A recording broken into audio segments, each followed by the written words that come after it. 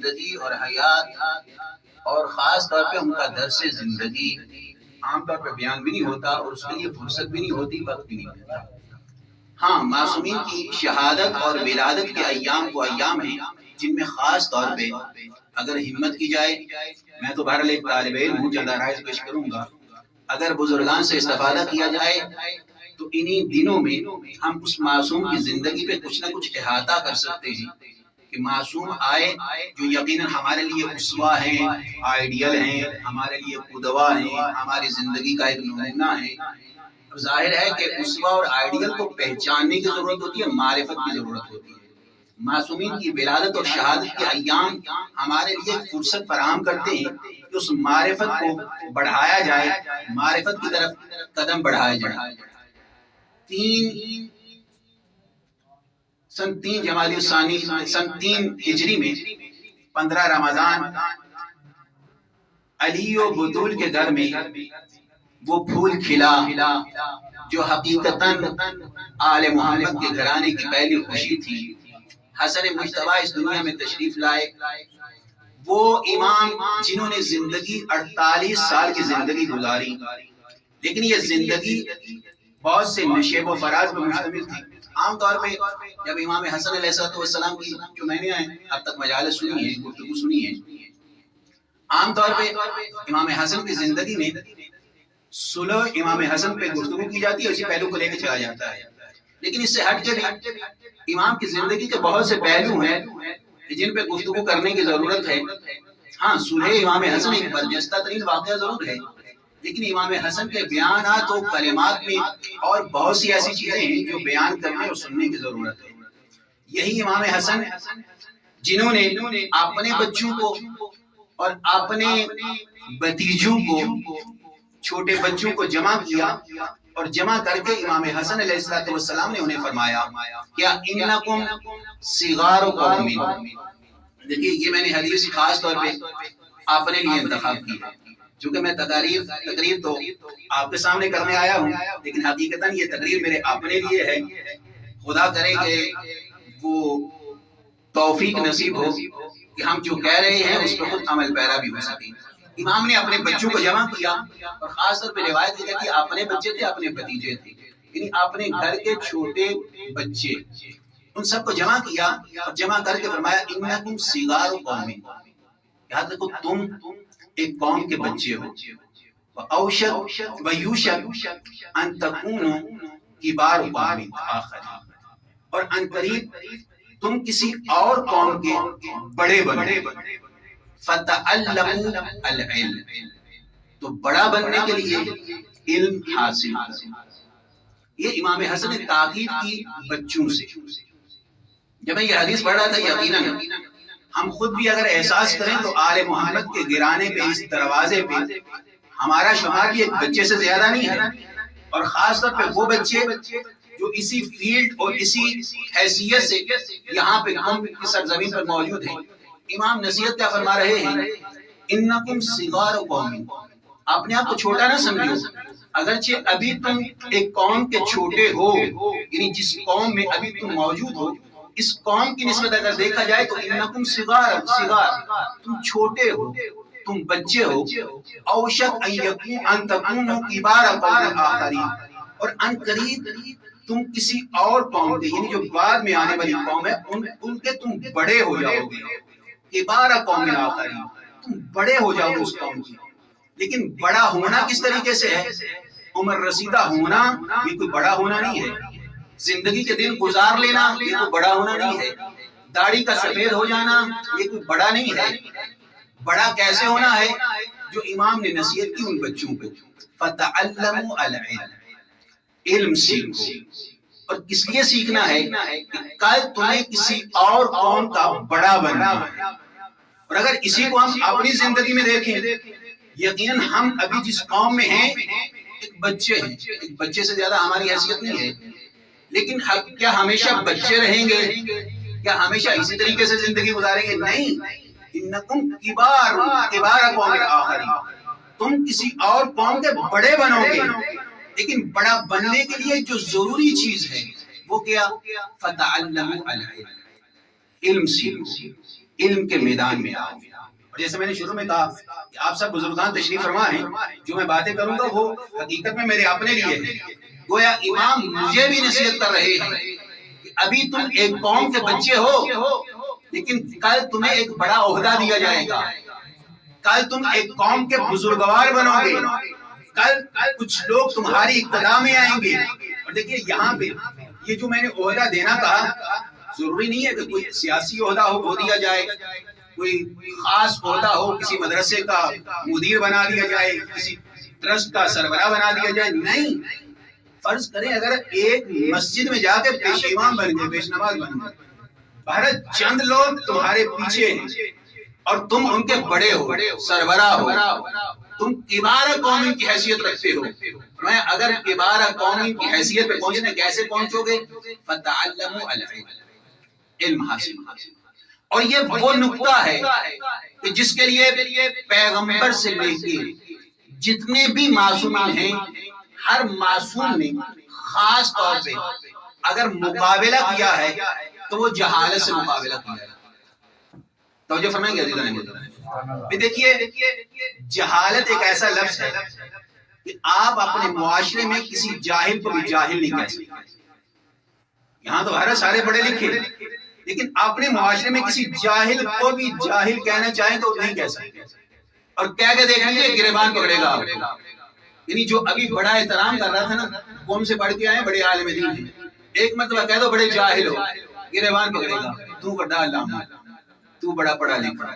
یعنی جاہل بھی اپنی جہالت کو قبول کرنے کے لیے تیار نہیں. لیکن اس کے برعکس ایک حقیقت یہ ہے کہ ہر دور میں، ہر معاشرے میں معصومین کے سامنے جو بنیادی رکاوٹ بن رہی تھی تبلیغ اسلام میں، وہ کیا تھی؟ لوگوں کی جہالت. اور نبی سے لے کے باقی سارے معصومین کی زندگی میں ایک اہم ترین نقطہ وہ صرف یہی رہا ہے، جہالت کا خاتمہ، لوگوں کی علمی پرورش کرنا. پیغمبر آئے، هو الذی بعث فی الامیین رسولا منہم یتلو علیہم آیاتہ ویزکیہم ویعلمہم الکتاب والحکمہ. یہاں پہ ترجمہ کرنے کی ضرورت نہیں ہے. پیغمبر آئے، مقصد بعثت کیا، یعلمہم الکتاب والحکمہ، کتاب و حکمت کی تعلیم. اب اس کے بعد علی کی زندگی دیکھ لیجئے. وہ زندگی اور ایسے جاہل معاشرے میں زندگی کہ علی شہید ہوتے ہیں مسجد میں، شام کے لوگوں کو پتا چلتا ہے، کہتے ہیں علی کا مسجد سے کام ہی کیا تھا، علی مسجد میں گئے کیوں تھے. اور یہاں پہ کچھ ایسے واقعات بھی ہیں کہ شام والوں سے پوچھا گیا کہ مثلا علی و بطول کا آپس میں رشتہ کیا ہے، کہا وہ بیٹی ہے وہ باپ ہے. اتنے جاہل، یعنی جو معصومین کی زندگی میں اور معصومین کے دور میں زندگی گزار رہے ہیں، یعنی جب معصوم بھی خود موجود تھے اس دور میں جو زندگی گزار رہے ہیں، معصومین سے اتنے جاہل. نبی کا مقصد تعلیم کتاب و حکمت، یعنی وہی علم سکھانا. علی کے دور میں سب سے بڑا مسئلہ وہی لوگوں کی جہالت. حسن کے دور میں یہی مسئلہ جس پر میں ابھی گفتگو کروں گا. اور حسین اگر کربلا میں شہید ہوتے ہیں تو جو اہم ترین مقصد تھا حسین ابن علی کا، آپ خود خطبہ بھی ہیں، مبلغین بھی ہیں، اور آپ جانتے ہیں مختلف مقاصد بیان کیے جاتے ہیں حسین ابن علی کے. لیکن حسین ابن علی کے کربلا کا بنیادی ترین مقصد، یعنی سب سے اہم ترین مقصد وہ کیا تھا؟ وہ ہمیں زیارت اربعین میں ملا. اور زیارت اربعین میں یہ جملہ خاص طور پہ وَبَذَلَ مُحْجَتَهُ فِي، یعنی زیارت پڑھنے والا زائر خدا سے مخاطب ہو کے کہتا ہے وَبَذَلَ مُحْجَتَهُ فِي، خدایا حسین نے تیری راہ میں اپنے جگر کے خون کا آخری قطرہ بھی دے دیا. کیوں؟ لِيَسْتَنْقِذَ عِبَادَكَ مِنَ الْجَهَالَةِ، تاکہ تیرے بندوں کو جہالت سے نکالے. اب یہاں پہ جتنے بھی معصومین ہیں سب معصومین ایک ہدف لے کے جا رہے ہیں، جہالت کا خاتمہ. امام حسن چھوٹے چھوٹے بچوں کو بٹھا کے یہ تاکید کر رہے ہیں، کل تمہیں معاشرے میں جانا ہے، کل تمہیں کسی کشتی کو چلانے والا سکاندار بننا ہے، کل قوم کے افراد تمہارے پیچھے ہوں گے، کل تم لوگوں کے مقتدی بنو گے، بڑے بنو گے، عبارت قوم کی منزل پہ پہنچو گے. لیکن کرنا کیا ہے؟ فتعلموا العلم. امام نے نصیحت کی علم حاصل. علم حاصل. اور پھر اسی حدیث کے بعد والا جملہ ہے کہ اگر ہو سکے تو اس علم کو لکھو اور لکھ کے اپنے گھروں میں محفوظ رکھو. یہ امام معصوم کی حدیث کے جملات ہیں کہ تاکید کی کل تم بڑے بننے والے ہیں. اور گویا آج جو ہم قوم میں طالب علم کے عنوان سے زندگی گزار رہے ہیں، گویا امام حسن ہمیں بھی پیغام دے رہے ہیں کہ ابھی بچے ہو، یقیناً علمی لحاظ سے بچے ہی ہوگے، لیکن خبردار اوشک ان تکونوا کبار قوم آخرین، کل بہت سے تمہارے پیچھے چلنے والے ہوں گے علم حاصل. اور حسین ابن علی، حسن ابن علی جو زندگی گزاری، سب سے بڑی مشکل امام حسن کی یہی تھی کہ آپ کا واسطہ ایک ایسی قوم سے تھا جو جاہل بھی تھی، بے بصیرت بھی تھی. مسلمان تھے، پیروکار تھے، ماننے والے تھے، لیکن جاہل بھی اور بے بصیرت بھی. امام حسن نے اپنی زندگی کے ابتدائی سال رسول خدا کے ساتھ گزارے، 7 سال اپنے ابتدائی 7 سال رسول خدا کے ساتھ گزارے. اور ان 7 سالوں میں حسن ابن علی نے وہ تربیت حاصل کی کہ یہ 7 سال اگر جملہ کہہ دوں تو یہ بے جا جملہ نہیں ہوگا کہ یہ 7 سال حسن ابن علی کے لیے شبیہ پیغمبر بننے کے لیے کافی تھا. یہ 7 سال شبیہ پیغمبر بننے کے لیے کافی تھی.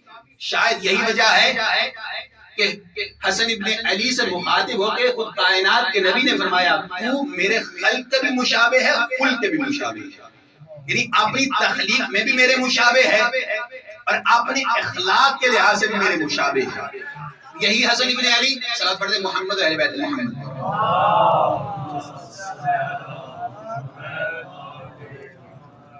جو زندگی کے باقی سال، ٹوٹل زندگی 48 سال حسن ابن علی نے گزاری، لیکن اسی کے بعد باقی جو امام حسن کی زندگی گزری صرف ایک سلو کا واقعہ نہیں ہے.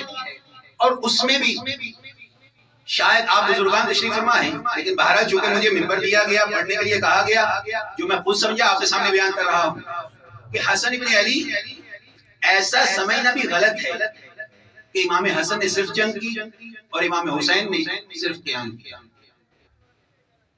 میرے اعتبار سے جو میں سمجھا ہوں، اگر آپ تائید کر سکیں تو بہرحال تائید ضرور کیجئے گا کہ امام حسن نے صرف سلو کی جنگ نہیں کی، کہ مبارزہ نہیں کیا یا قیام نہیں کیا، یقیناً کیا. امام حسن نے قیام بھی کیا، جنگ بھی کی اور سلو بھی کی. اور اسی طریقے سے امام حسین کی زندگی میں آئی تو کیا حسین ابن علی نے صرف قیام کیا؟ نہیں، امام حسین نے سلو بھی کی، قیام بھی کیا. اب سادہ لفظوں میں کہہ دوں، حسن ابن علی سلو بھی کی، قیام بھی کیا. مدائن میں اپنا لشکر لے کے گئے اور باقاعدہ لشکر کی سربراہی بھی کی. اب لشکر کو لے کے جانا ہے، یہی تو قیام کرنا ہے. امام حسن نے قیام بھی کیا، امام حسن نے سلو بھی کیا. حسین ابن علی نے اپنی زندگی میں قیام بھی کیا اور سلو بھی کیا. عام خطبہ کی زندگی اور بہت سی تقریریں اسی کی نظر ہو جاتی ہے کہ یہی ثابت کرنا ہے کہ دونوں کی زندگی میں کوئی فرق نہیں ہے، وہاں پہ سلو ہے، وہاں پہ قیام ہے، یقیناً کوئی فرق نہیں ہے. لیکن ایسا بھی نہیں ہے کہ یہاں پہ صرف سلو ہو، یعنی حسن ابن علی کی زندگی صرف سلو ہو اور حسین ابن علی کی زندگی صرف قیام ہو. ایسا بھی نہیں، بلکہ دونوں کی زندگی میں سلو بھی ہے، قیام بھی ہے. فرق یہ ہے کہ امام حسن نے پہلے قیام کیا، بعد میں سلو کیا، اور حسین ابن علی نے پہلے سلو کی پھر قیام کیا. توجہ فرمائیے آپ. یعنی دونوں کی زندگی اس اعتبار سے کوئی فرق نہیں رکھتی ہے. شاید یہی وجہ ہے کہ یہ مشہور حدیث جو آپ میں سے ہر ایک نے سنی بھی ہوگی، یقیناً ممبروں سے پڑھی بھی ہوگی، وہ کون سی؟ کہ کائنات کے نبی فرماتے ہیں ہازان ابنان، یہ میرے 2 بیٹے ہیں، یہ دونوں میرے بیٹے ہیں، امامان، یہ دونوں امام ہیں، قاما او قعدا، یہ دونوں قیام کریں پھر بھی امام ہیں، یہ دونوں سلو کریں یہ پھر بھی امام ہیں. دیکھیے کائنات کے نبی کا جملہ ہے کسی عام عالم دین کا جملہ ہوتا سرسری گزر جاتے، لیکن معصومین کے جملے حقیقتاً کلام الامام امام الکلام، امام کا کلام ہر کلام کا امام ہوتا ہے، اور جو اس کا کلام ہو جو اماموں کا بھی امام ہے، سید الانبیاء ہے، اس کلام کے ایک ایک لفظ میں دقت کرنے کی ضرورت ہے۔ قاما او قعدا، مجھ سے بہتر صرف و نحو کو سمجھنے والے یہاں پہ موجود ہیں۔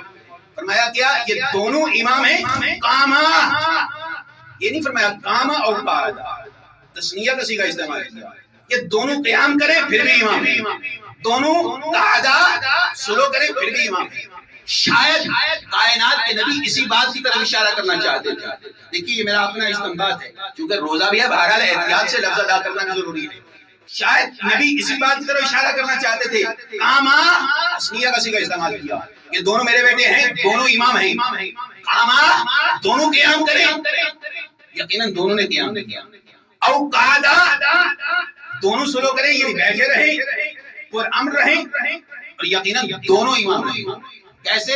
بھئی یہاں پہ جو میں نے آپ نے بتا دیا، امام حسن نے پہلے قیام کیا، باقاعدہ لشکر کی سربراہی حجر ابن عدی کو دی، اور اگر امام حسن علیہ السلام کی تاریخ پڑھی جائے تو تاریخ میں امام حسن ابن علی نے جب 21 رمضان کو سن 40 ہجری کو تخت خلافت سنبھالا اور باقاعدہ کرسی خلافت پہ براجمان ہوئے، اس کے بعد امام حسن کی زندگی میں جو سب سے پہلا اور بنیادی کام تھا وہ کون سا تھا؟ وہ جتنے بھی جنگجو افراد تھے امام حسن نے ان کی تنخواہ ڈبل کر دی، ان کی تنخواہ باقاعدہ ڈبل کر دی گئی۔ یہ امام حسن کا پہلا سیاسی عمل تھا، سیاسی کام۔ کیوں؟ اسی لیے کہ ان کو شوق دلایا جائے قیام کے لیے، جنگ کے لیے۔ اور پھر جب حاکم شام نے جب محسوس کیا کہ ظاہر ہے حسن ابن علی اپنی جگہ پہ کرسی خلافت پہ ہیں، اس نے لشکر بھیجا، امام باقاعدہ لشکر بھیج رہے ہیں، اور مدائن تک امام کا لشکر گیا۔ اب جب مدائن تک لشکر پہنچا، یہی تو قیام کرنا ہے، یعنی گویا کائنات کے نبی کی حدیث وہ سامنے آ رہی ہے، قاما او قعدا، یہ دونوں قیام کریں۔ حسن ابن علی نے پہلے قیام کیا، اور جب اپنے لوگوں کی وہ جہالت اور بے بصیرتی دیکھی پھر امام سلو کرنے پہ مجبور ہوئے۔ اور حسین ابن علی کی زندگی، چونکہ یہ ہمارا موضوع گفتگو نہیں ہے لیکن چونکہ مربوط بات ہے میں اسے مکمل کرتا چلوں۔ امام حسن کی شہادت سن 50 ہجری میں ہوئی اور سن 61 ہجری میں واقع کربلا ہوا۔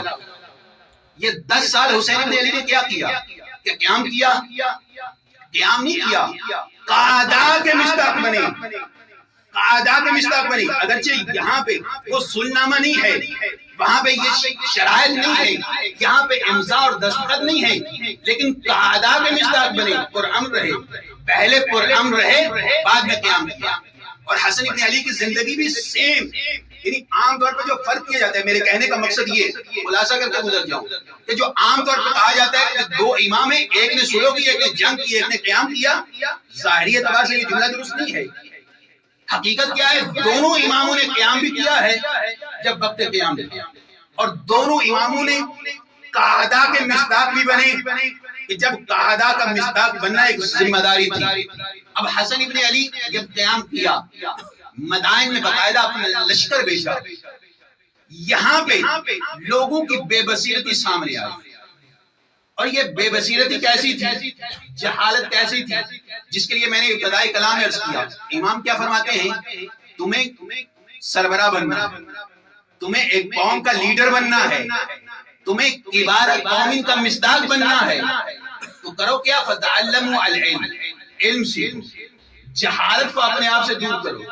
اور یہ جہالت جو میں پہلے کہہ چکا، کوئی ایسی چیز نہیں ہے کہ بندے کے چہرے سے ٹپک رہا ہو کہ جناب یہ جاہل ہے، نہیں، اگرچہ کچھ خصوصیات نظر بھی آتی ہے لیکن انسان اپنے آپ کو بہتر جانتا ہے۔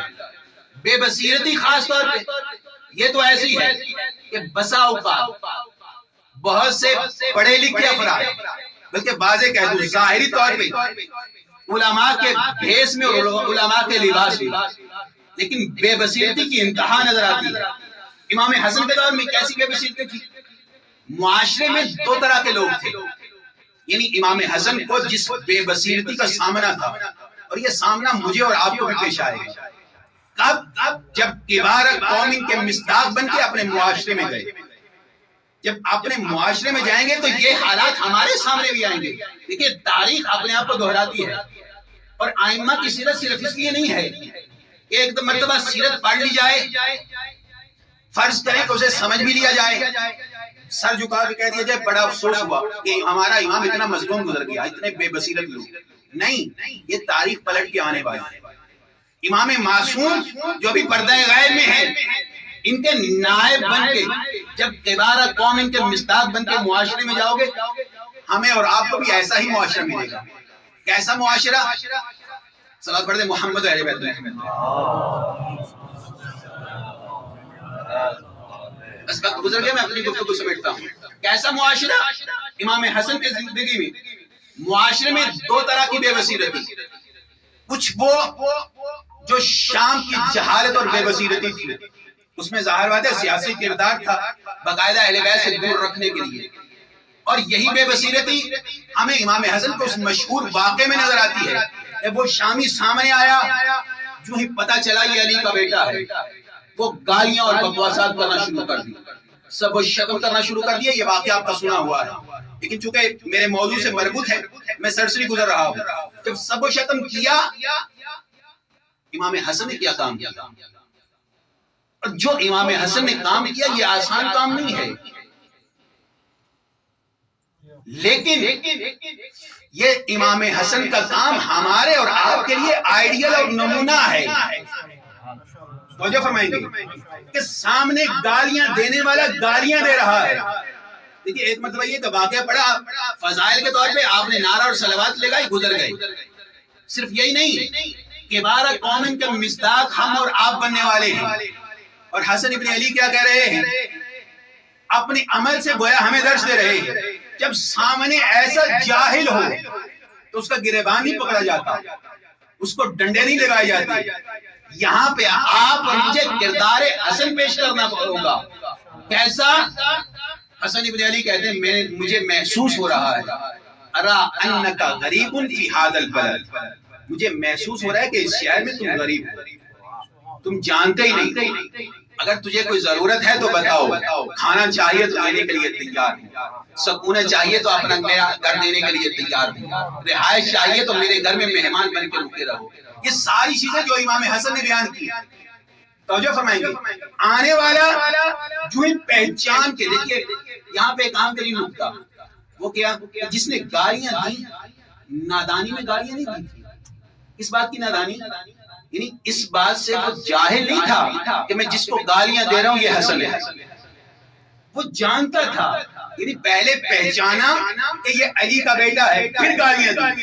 یعنی جو پہچان کے باقاعدہ گالیاں دے رہا ہے. امام حسن جواب کیا دے رہے ہیں؟ تجھے اگر کوئی ضرورت ہے تو میں ضرورت پوری کرنے کے لیے تیار ہوں. نعرہ حیدری، امت محمد و آل محمد صلوات. یہ جو قوم کے کردار بنے، ان کی ذمہ داری ہے کہ سامنے آنے والے کے مریض کی مرض کو پہچانے، توجہ فرمائیں گے، اور اس مرض کے مطابق مداوا اور علاج کیا جائے. کہ سامنے آنے والا مریض ہے، اس کا علاج علم حسن ہے، اس کا علاج اخلاق حسن ہے. یہ ایک طرح کی جہالت ہے. یہ وہ جاہل جو حقیقت میں آل محمد سے دور تھے. اب جہالت کا دوسرا پہلو دیکھیے، امام حسن کی زندگی جب سلو ہو گئی، اسی سلو کے بعد امام حسن اپنے گھر میں موجود ہیں. امام کا ایک صحابی جس کا نام تاریخ نے لکھا ہے سفیان ابن لیلی یا سفیان ابن لیلا. اب سفیان ابن لیلی یہ اپنے گھوڑے پہ سوار امام حسن کے گھر کے دروازے کے سامنے سے گزرا. جو ہی اس کی نظر پڑی، امام حسن اپنے گھر کے صحن میں موجود ہیں. یہ کہتا کیا ہے؟ السلام علیکہ یا مذل المؤمنین، اے مومنوں کو ذلیل کرنے والے میرا سلام. یہ جملے آسان نہیں ہیں. میرے جیسا انسان ہو تو جگر پھٹ جائے کہ یہ آنے والا شام سے نہیں آیا، یہ آنے والا معاویہ کے حاکم شام سے نہیں آیا، حاکم شام کے پاس سے نہیں آیا، بلکہ یہ وہ جو خود امام کے قربت میں موجود تھے، امام کے پاس موجود تھے. یہاں پہ مرحلہ نہایت سخت ہو جاتا ہے عزیزو. ہم یہاں پہ آگے قوم میں آگئے اور سمجھا کہ واقعاً یقیناً اس سے بہتر کوئی جگہ نہیں ہے، لیکن ایسا نہیں ہے کہ یہاں پہ آ کے کسی اچھے مقام پہ آ کے ہر شخص بابصیرت بن جائے.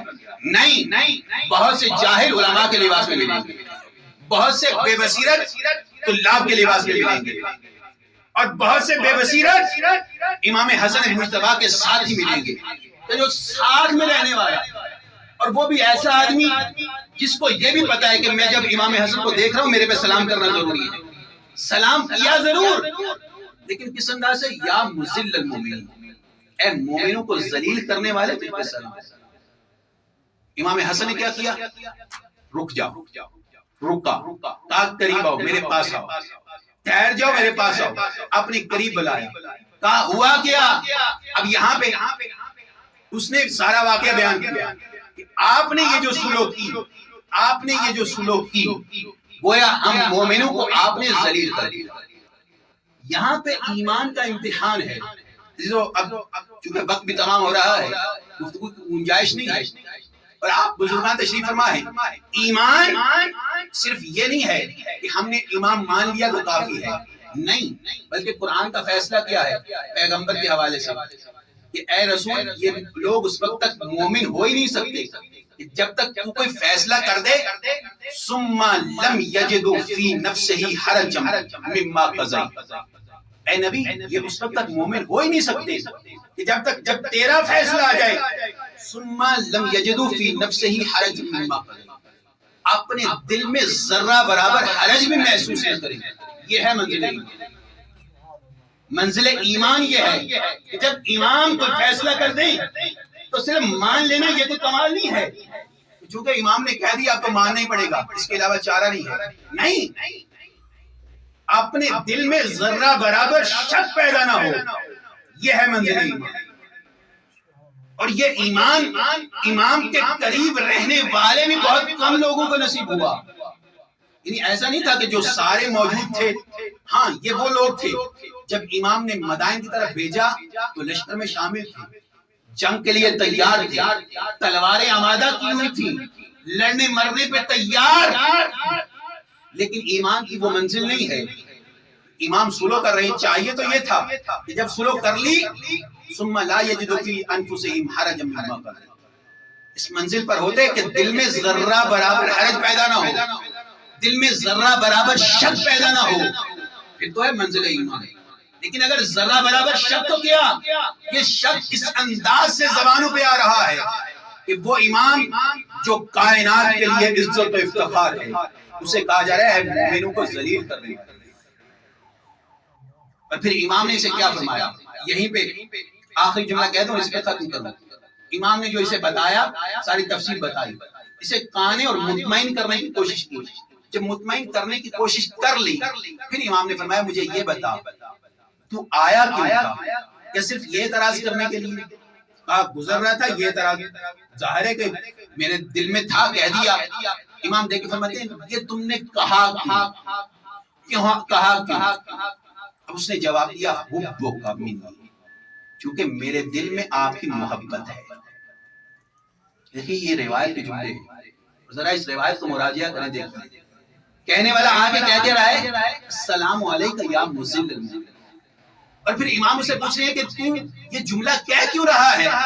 کہہ رہے چونکہ مجھے آپ سے محبت ہے اس لیے کہہ رہا ہوں.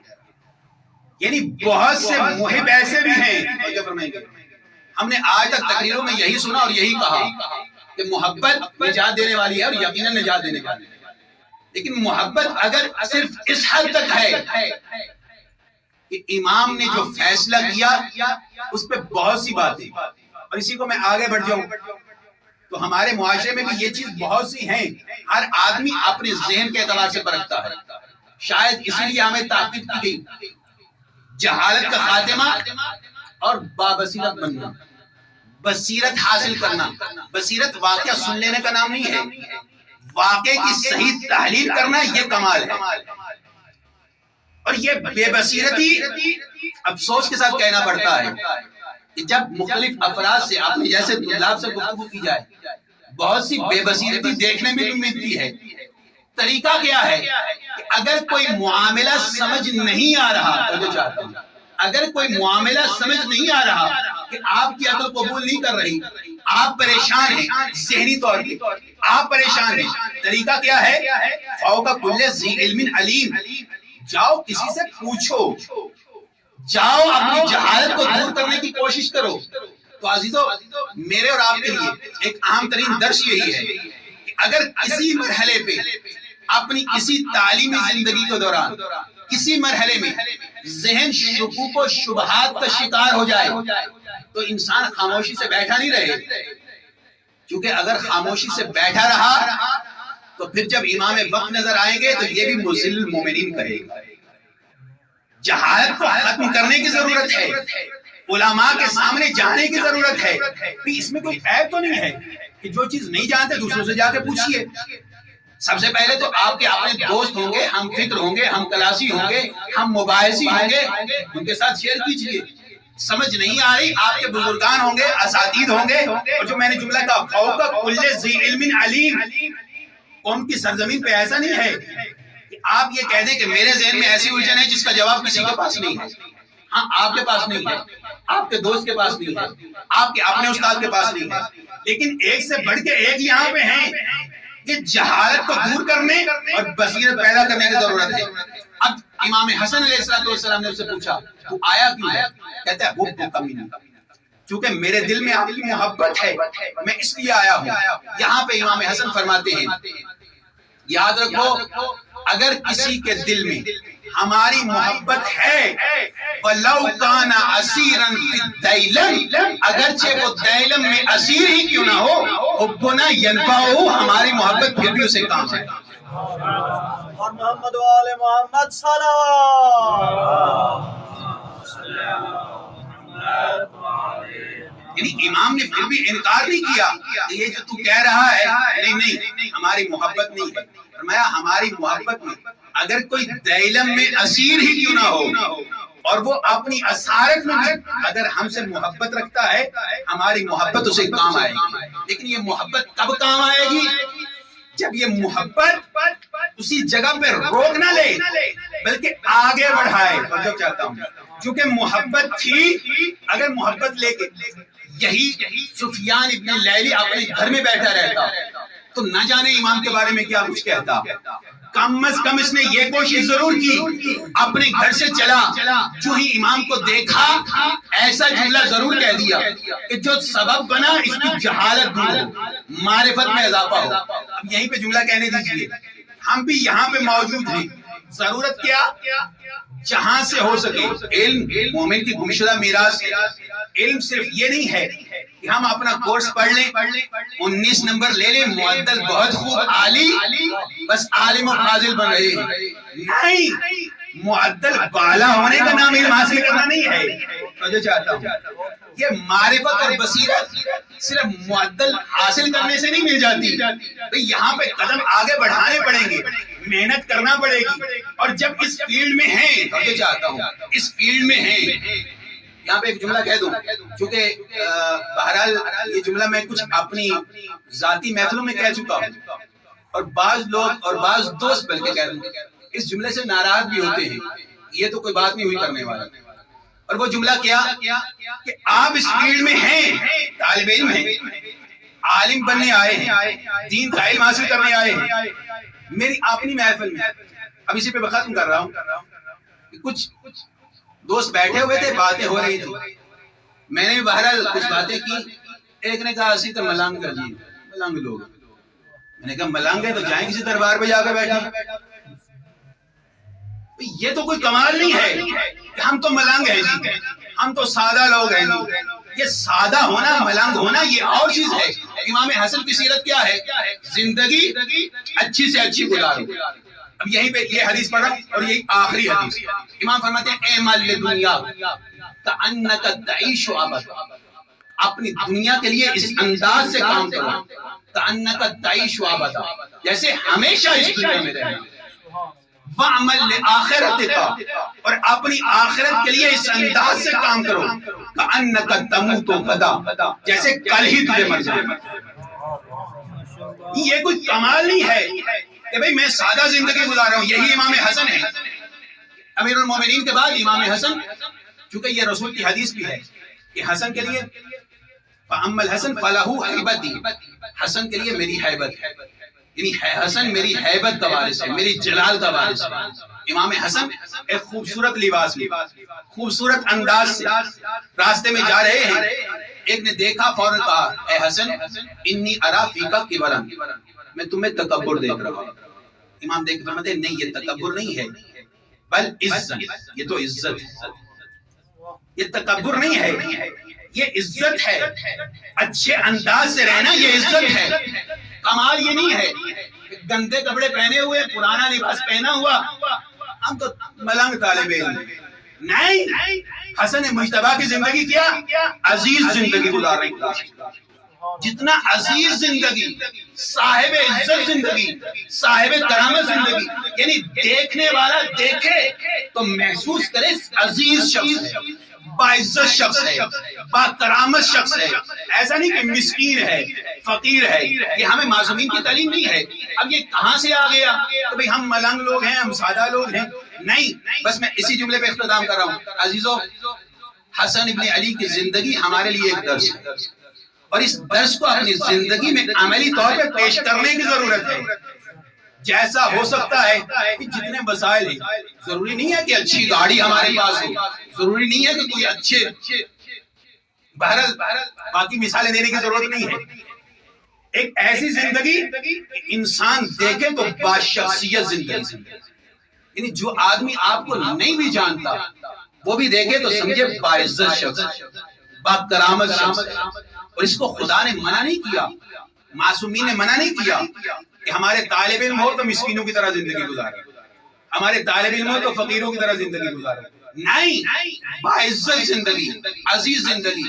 اور وہی حدیث اعمل لدنیا کأنک تعیش ابدا، دنیا اس طریقے سے زندگی گزارے جیسے ساری زندگی یہاں پہ رہنا ہے۔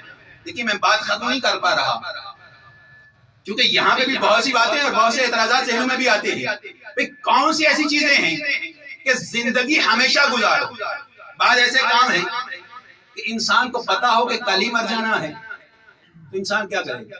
بھئی گھر وغیرہ تو چیز آپ بھی کرتے ہیں، کرائے پہ گھر ادھر سے لیا ادھر سے لیا، انسان کو پتا ہو کہ کل مجھے یہ گھر چھوڑنا ہے تو یہ رات اگر ٹیوب لائٹ جل بھی گئی آدمی اندھیرے میں گزارتا ہے، اب بدلنے کی ضرورت کیا ہے، کل ہی جائیں گے۔ امام درس کیا دے رہے ہیں؟ اعمل لدنیا کأنک تعیش ابدا، زندگی ایسے گزارو جیسے ہمیشہ رہنا، یعنی عزیز زندگی، باعزت زندگی، با کرامت زندگی۔ اب دونوں کا فرق کیا ہے؟ ایک جملے میں فرق کہہ دوں، اگرچہ اس کی تفصیل بہت زیادہ ہے اور شہید مطہری نے اپنے بعض خطبات میں اس کی تشریح اور تفصیل بھی پیش کی اور باقی علماء نے بھی۔ خلاصہ اس کا یہ ہے کہ جو دنیاوی معاملات ہیں، دنیاوی معاملات اور نیک معاملات ہیں، دنیاوی معاملات اور نیک معاملات، ان میں زندگی ایسے گزارو جیسے ہمیشہ رہے۔ دنیاوی معاملات اور نیک معاملات، اچھا معاملہ، اس میں زندگی ایسے گزارو جیسے ہمیشہ رہے۔ آپ اگر خدا نے توفیق دی پاکستان میں کوئی مدرسہ بنانا چاہتے ہیں تو ایسا نہیں ہے بس ایک بلڈنگ چھوٹی سی بنائی، نہیں، ایسے بناؤ جیسے ہمیشہ باقی رہے۔ علم حاصل کر رہے ہو، ایسا نہیں کہ یہ 4 درس پاس کر کے کاشناسی اچھے تمام، نہیں، ایسے پڑھو جیسے ہمیشہ باقی رہنا، ایسے علم حاصل کرو جیسے ہمیشہ لوگوں کو جواب دینے ہیں۔ اور وعمل لآخرتک، آخرت کے لیے عمل اس انداز سے کرو کأنک تموت غدا، یعنی وہ کام جو دنیا میں رہتے ہوئے آخرت کے لیے انجام دینے ہیں وہ اس انداز سے کرو کأنک تموت غدا، جیسے کل ہی مر جانا۔ مثلا موت کا مسئلہ، موت کا مسئلہ یہ وہ مسئلہ ہے کہ جس کے لیے امام حسن نے باقاعدہ تاکید کی تھی، استعد للآخرہ، آخرت کے لیے آمادہ رہو، تیار رہو۔ بس میں مسائل نہیں پڑھنا، یہی جملے پہ ختم کر رہا ہوں۔ امام حسن جو درس زندگی دے رہے ہیں، عزیز زندگی گزاری، اور زندگی ایسی جیسے ہمیشہ رہنا ہے، لیکن آخرت کو بھی اس انداز سے مد نظر رکھو جیسے کل ہی مر جانا ہے۔ دعا ہے کہ خالق کائنات ہمیں سیرت امام حسن بیشتر اور بیشتر سمجھنے اور عمل کرنے کی توفیق عطا فرمائے. الہی بحق محمد المعنت المحمود، الہی بحق علی المعنت العالی، الہی بحق الحسن المعنت المحسن، الہی بحق الحسین المعنت قدیم الاحسان. اللهم انا نرغب اليك في دولة كريمة تعز بها الاسلام واهله وتذل بها النفاق واهله وتجعلنا فيها من الدعاة الى طاعتك والقادة الى سبيلك وترزقنا بها کرامت الدنیا والآخرہ. میرے اللہ تجھے واسطہ محمد اہل بیت محمد کا ہماری اس محفل کو اپنی بارگاہ میں عبادت شمار فرما، اس قلیل سی عبادت کا اجر عظیم عطا فرما، سیرت ائمہ سمجھنے عمل کرنے کی توفیق عطا فرما. میرے اللہ جن دوستوں نے یہ انتظام کیا ان کی توفیقات خیر میں اضافہ فرما. خاص طور پہ جتنے یہاں پہ موجود ہیں سب کے مضامین کی بخشش فرما، سب کے مضامین کو اعلیٰ دین میں جگہ نصیب فرما. خاص طور پہ آ گئی باقی مرحومین، آ گئی زوار عباس کے مرحومین اور باقی جس نے بھی جس طریقے سے اس جشن کے انعقاد میں حصہ ملایا، میرے اللہ سب کے مضامین کو اعلیٰ دین میں جگہ نصیب فرما.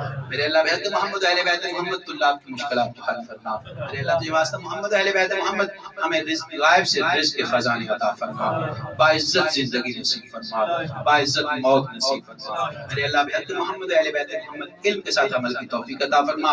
وارث من امام زمان کا ظہور جلد فرما، ہماری آنکھوں کو زیارت امام سے روشن فرما، دلوں کو نظریہ امام سے منور فرما. آگئے باقی مرحومین، آگئے زوار عباس کے مرحومین، اپنے اپنے مرحومین شہدائے ملت جعفریہ سب کے مرحومین کے لیے ایک مرتبہ سورہ فاتحہ، 3 مرتبہ سورہ اخلاص.